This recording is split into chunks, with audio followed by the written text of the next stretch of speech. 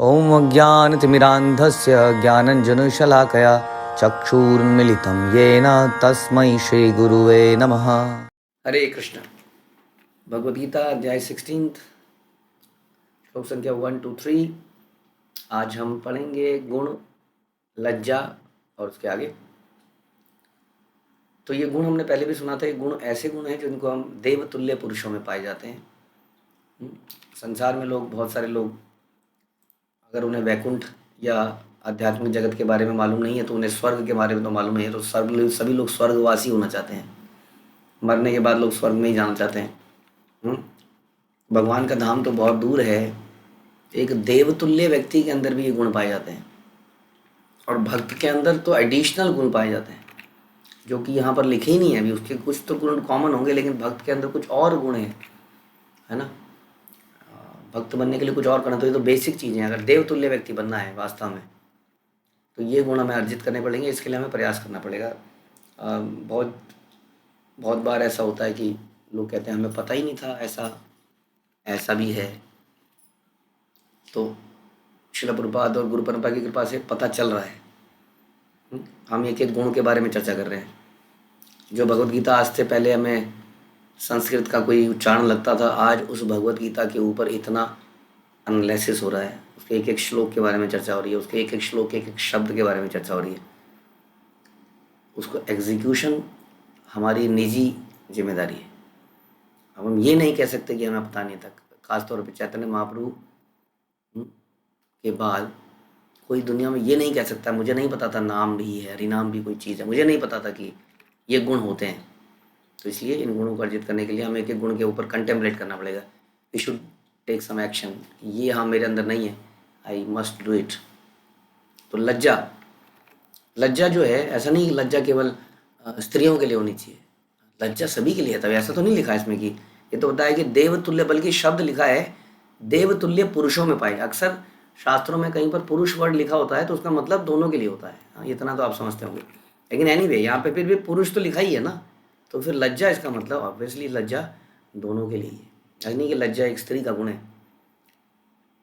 तो लज्जा किसके अंदर नहीं होती है, अगर ये समझेंगे तो आपको समझ में आ जाएगा कि लज्जा क्यों नहीं आती है हमारे अंदर। लज्जा उसके अंदर नहीं होती है जो बहुत ज़्यादा ओवर कॉन्फिडेंट आदमी होता है ना, वो लज्जा नहीं करता। जैसे कि फॉर एग्जांपल किसी व्यक्ति को मृदंग बजाना आता है बहुत बढ़िया, या कोई गिटार बजाना आता है, वो कहीं पर जाएगा, गिटार पड़ा होगा, उठाएगा और टुन टुन टुन चालू हो जाएगा। लेकिन जिसको कम आता होगा थोड़ा सा वो शर्माएगा कि कोई गलती हो गई तो मुझसे क्या होगा। तो यही गुण है जो बताए जा रहे हैं। अगर आपको परफेक्टली भी आता है तो भी हमारे को यही सोचना चाहिए नहीं नहीं नहीं, मैं कहाँ इस लायक हूँ। लज्जा कर रहा है, गलती हो गई तो ये भी लज्जा का जो वो है, वो अपने टैलेंट को दिखाना नहीं चाहता है ना। जनरली होता है लज्जा वाला व्यक्ति। लेकिन संसार में उल्टी पट्टी पढ़ाई जाती है ना। समझ जाता है कि तुम दिखाओ तुम भी कुछ चीज़ हो। तो जो भक्त होता है, क्योंकि उसको इटर्निटी के लिए, उसको स्पिरिचुअल जगत के लिए कार्य करना है, इसलिए संसार में होने वाले फ़ायदे नुकसान को ज़्यादा सोचता नहीं है। क्योंकि वहाँ जाने के लिए भगवान ने बोल दिया ये एक गुण है। लज्जा इज़ नॉट अवगुण, इट इज़ गुण। कई बार कहते हैं ना, अबे तू तो शर्माता ही रह गया। यहाँ तो गुण बताया जा रहा है। शर्माता रह गया तो बहुत अच्छी बात है। मतलब हम तो शर्माते नहीं है जी, लाओ जी लाओ, रोटी लाओ, चावल लाओ, दाल लाओ, ये लाओ, हम नहीं शर्माते। तो यहाँ बताया जा रहा है जो शर्माता नहीं है उसके अंदर देवतुल्य गुण नहीं है। हाँ, संकोच होना अच्छी बात है। ये एक शालीनता, सरलता का लक्षण है। जिसके अंदर शालीनता है, मृदुलता है, सरलता है, लज्जा उसके अंदर होगा ही होगा। ये उसका सिम्टम है एक्चुअली। ये अपने आप में अगर हम गुण ना भी माने, ये तो सिम्टम, ये उस व्यक्ति के अंदर अपने आप ही आ जाएगा। क्योंकि वो बहुत ही सरल है, बहुत ही एग्रेसिव और दिखावे वाला व्यक्ति के अंदर लज्जा नहीं होती है। हाँ, वो कपड़े पहनने में लज्जित नहीं होगा, बिकॉज उसको अपने को दिखाना है कि मैं कितना स्मार्ट हूँ। हाँ, तो लज्जित नहीं होगा वो। तो ये है, हमें इसमें सोचना चाहिए इन चीज़ों के बारे में कि एम आई डूइंग ओवर। मतलब संसार में जैसे हम खाना भी खा रहे हैं तो जो सरल व्यक्ति होता है वो लज्जित हो जाता है कि बहुत सारे लोग देख रहे हैं, उसकी थाली में देख रहे हैं, अजीब सा लग रहा है। हाँ, इसलिए कहते थे ना पुराने ज़माने, खाने को एकांत में खाया जाए, पब्लिकली ना खाया जाए। आजकल तो चलते चलते बर्गर हाँ चल रहा है, सारी दुनिया देख रही है, तो this is not the culture. इस कल्चर, ये जो कल्चर बन गया है, इस कल्चर के अंदर लज्जा समाप्त हो गई है, जो दिखती है सड़कों पर, कपड़ों में, और जिस तरह से लड़के लड़कियाँ रहते हैं, क्योंकि कल्चर दिखावे का हो गया है, विच इज़ बिल्कुल अपोजिट है। आज का नारा है, जो दिखता है वो बिकता है। हाँ, लज्जा में तो कुछ दिखता ही नहीं है। हम्म, तो ये जो लज्जा है आजकल, इसको एक अवगुण माना जाता है, और जो जितना ज़्यादा शो ऑफ कर सकता है उसको उतना ज़्यादा बोल्ड, कहते हैं ना, बोल्ड एंड ब्यूटीफुल। ये बोल्ड ही ब्यूटीफुल है आजकल। बट ये शास्त्रों के बिल्कुल विपरीत गुण हैं। ये अगर आपको स्पिरिचुअल जगत की बात करें, देवलोक की भी बात करें, तो वहाँ जाने के लिए बिल्कुल उपयुक्त नहीं है। आपको याद होगा कि नल कुंवर और मणिग्रीव जो थे, वो स्त्रियों के साथ खेल कर रहे थे। हाँ, गलत आदतों में फंस गए थे, नग्न थे। नारद मुनि आए तो वो इतने निर्लज हो गए कि उन्होंने कपड़े तक नहीं पहने। वो स्त्रियां तो भाग गई वहाँ से, छुपा लिया अपने आप को, लेकिन वो निर्लज खड़े रहे। तो उस वक्त हाँ, नारद मुनि ने उनको श्राप दिया था कि तुम पेड़ बन जाओ, क्योंकि पेड़ जो है निर्लज खड़ा है। हाँ, पेड़ के दूसरे गुण, कई बार हम पेड़ के कई अच्छे भी गुण बताते हैं, बट यहाँ पर उन्होंने कहा तुम पेड़ बन जाओ, क्योंकि पेड़ जो नग्न खड़ा रहता है हमेशा, तुम्हें नग्न खड़ा होने का शौक है, लज्जा नहीं है तुम्हारे अंदर। हाँ, तो जो लज्जा नहीं है वो देवलोक में रहने लायक नहीं है, इसलिए नारद मुनि ने कहा तुम नीचे गिरो संसार में। तो इस पृथ्वी में आए, और अच्छी बात ये हुई कि भगवान के आंगन में ही वो अर्जुन के वृक्ष बने। अर्जुन मतलब वृक्ष का नाम है। तो इस प्रकार से लज्जा जो है, इसका एक और एग्जाम्पल मिलता है, कैसे निर्लज व्यक्ति को कहीं पर एक्सेप्ट नहीं किया जाता था। इसलिए लज्जित होना बड़ों के सामने, अपने से सीनियर्स के सामने, स्त्रियों का पुरुषों के सभा में घुसते हुए शी शुड फील शाई। और इवन पुरुष भी स्त्रियों के झुंड में घुसते हुए दे शुड फील शाई, what I am doing here, है ना। ऐसा नहीं कि बीच में घुस गए, सारे वहाँ पे प्रभु जी खड़े हैं, उसके बीच में खड़े हो गए जाके, लज्जा समाप्त है। तो ये छोटे छोटे लज्जा के बहुत सारे कुछ, मैंने कई सारे बताए, खाने का, कपड़े पहनने का, दिखाने का।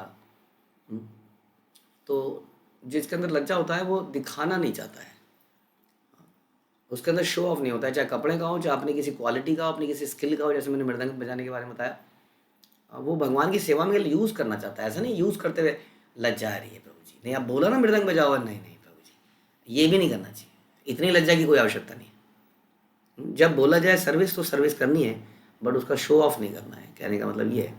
और अंदर से ये वी शुड फील कि मैं इस लायक ही नहीं हूँ, मैं कैसे अपने आप को दिखा सकता हूँ, मैं तो बंदर हूँ, छछूंदर हूँ, छछूंदर के सर में चमेली का तेल, मैं इस लायक ही नहीं हूँ। तो व्यक्ति एकदम से अपने आप को छोटा मानेगा। और इसलिए मैंने कहा जो हम्बल है, जो सरल है, उसके अंदर लज्जा अपने आप ही आ जाती है। तो ये एक गुण है जो कि आज की डेट में अवगुण की तरह लिया जाता है, लेकिन हमें आज कम से कम समझ में आया होगा ये अच्छी बात है। यदि हमारे अंदर एक नेचुरल लज्जा है, don't feel bad about it कि मैं ऐसा क्यों हूँ। नहीं, आप बहुत अच्छे हैं अगर आप, ये गुण हमारे अंदर नेचुरल है तो। ओके, आगे है संकल्प। तो संकल्प जो है, एक्चुअली में संसार में कुछ भी करना हो तो संकल्प के बिना हो नहीं सकता है, क्योंकि संसार में अपने आप कुछ नहीं होता है ना, आप जानते ही हैं। God help those who help themselves.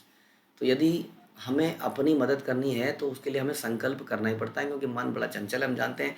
संकल्प के बंधन से हम मन को बांध देते हैं।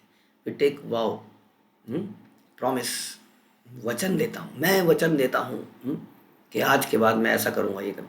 तो वचन से क्या होता है, हम अपने आप को बांधते हैं। अदरवाइज हम बिना किसी एंकर की नाव की तरह हैं, जो इधर इधर इधर इधर समुद्र में कहीं खो जाती है, क्योंकि कोई वचनबद्धता नहीं है जो कि हमें बांध सके, कोई संकल्प नहीं है हमारे जीवन में जो हमें बांध सके।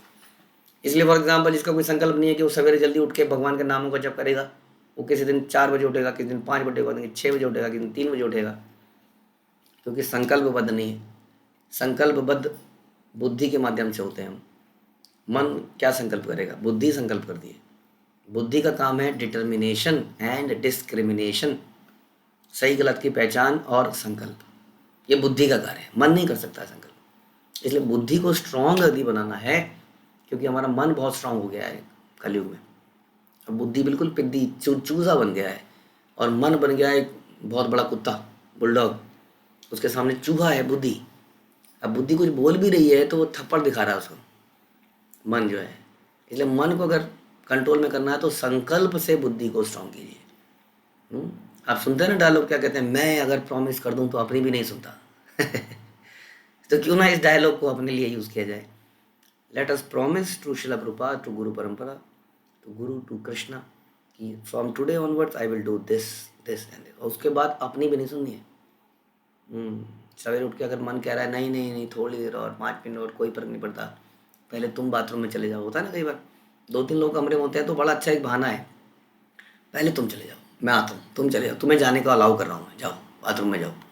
तो पता है जाएगा 15 मिनट, 15 मिनट, 15, आधा पौना घंटा और मिल जाएगा। तो दिस इज चीटिंग। संकल्प किया है आपने। जब where there is a will there is a way, हम कहते हैं। यदि इच्छा है ना तो रास्ते खुल जाते हैं। आप ये सोचिए, टॉयलेट के कितने रास्ते खुल जाते हैं। तो संकल्प बड़ा ज़रूरी है भक्ति में भी, खासतौर में भक्ति में। हम देखते हैं संसार में लोग रोज़ ही संकल्प करते हैं, मैं ये बनूंगा, मैं पायलट बनूंगा, मैं आईपीएस ऑफिसर बनूंगा, मैं ये करूंगा, मैं डॉक्टर बनूंगी। करते ही हैं हम। तो स्पिरिचुअल इस लाइफ में, इस रास्ते में संकल्प की बहुत आवश्यकता है। हाँ, इसलिए उत्साहात निश्चयात धैर्यात, रूप गोस्वामी बोलते हैं। तो निश्चयात इस संकल्प अगेन, निश्चय कर लो अपनी जीत। तो निश्चय करना पड़ेगा कि ये मुझे इतने बजे उठना है, मुझे ये बैड हैबिट्स को ख़त्म करना है, this is the target of ending the bad habits. आज तक इतने दिन तक इतना, it can be a systematic way of संकल्प। ऐसा नहीं हो सकता है आपका आज से मैं सिगरेट छोड़ दूंगा, कल हॉस्पिटल भर्ती होगा क्योंकि एक दिन में 40 सिगरेट पीते थे। तो it may not be like that, it can be like कि आज से मैं 30 सिगरेट पीने का संकल्प लेता हूँ। अगले दिन आज से मैं अगर मैं शराब पीता हूँ तो आज से मैं 5-6 पैक पीता था, आज से मैं 4 पैक पीने का संकल्प लेता हूँ। 1 महीने बाद मैं 3-4 पे आ जाऊँगा, 2-2 पे आ जाऊँगा, फिर 2 महीने बाद मैं इस पे आ जाऊँगा, और इतने दिनों में मैं ख़त्म कर दूँगा। या उसी तरह से माला का है, आज मैं 4 माला पे हूँ, आज से ठीक 3 महीने तक मैं इतने सिस्टमेटिकली इतनी माला पे आ जाऊँगा। आज मैंने फिर किसी के बारे में बुरा बोला, लेकिन मैं संकल्प लेता हूँ कि मैं अपनी इस आदत को ख़त्म कर दूँगी। There can be so many संकल्प। जो भी हम सुनते हैं रोज शास्त्रों में, प्रवचन में, हमें उन चीज़ों के लिए संकल्प लेना चाहिए और संकल्प को लिख लेना चाहिए। ये मेरा संकल्प, तभी तो याद रहेगा कि मैंने ये संकल्प लिया था। और कृष्ण को, कोई किसी को नहीं बताना तो भगवान को बताइए, भगवान मैं संकल्प लेती हूँ, कि भगवान देख रहे हैं ना तोड़ रही है कि नहीं।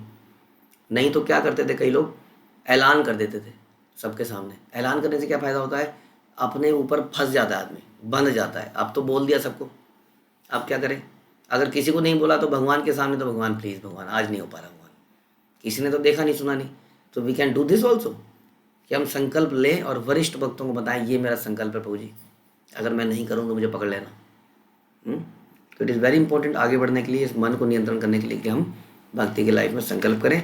Don't make it like a time pass, it's a time pass, spiritual आनंद, एक चेंज ऑफ माइंड। लेक्चर सुन लेते हैं, थोड़ा मूड चेंज हो जाता है। We must don't spoil our time. हाँ, इस टाइम को यदि आप सुन रहे हैं तो लेट अस इसमें से कुछ एक्सट्रैक्ट करें और अपनी लाइफ को सुधारें। वो तभी होगा जब हम संकल्प लेंगे। ठीक है। हरे कृष्णा। श्रील प्रभुपाद की जय, भगवद गीता की जय।